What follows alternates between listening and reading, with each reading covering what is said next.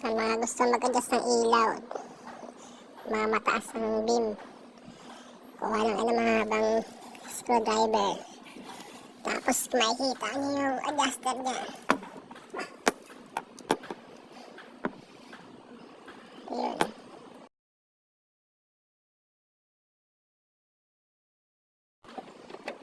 Yan.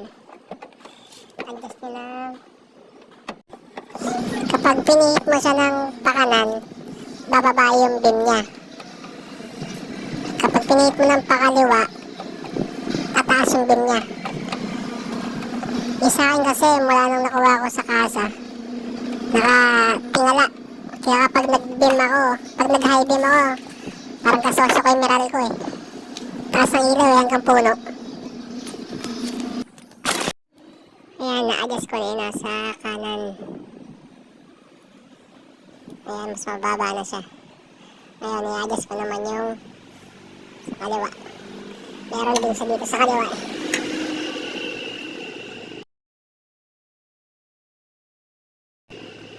Ayan, ganito.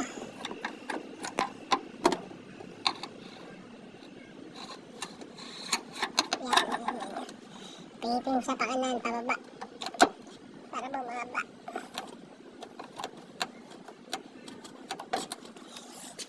Ang pinipihit ko gagalaw yan.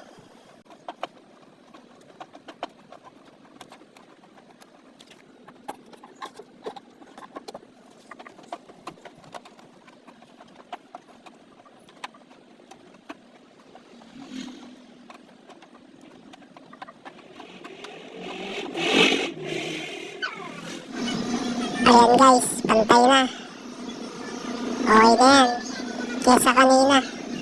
Sobrang taas eh. Parang kasosyo ako ng miral ko. Pag nag-high beam, nagiging aswang yung mga kasalubong. Basta guys, hanapin nyo lang yan. Nasa ilalim lang yan ng headlight. Gamit kayo ng flashlight para makita nyo. Kabilaan yan, bali dalawang ganyan yan. Yung kabilaan.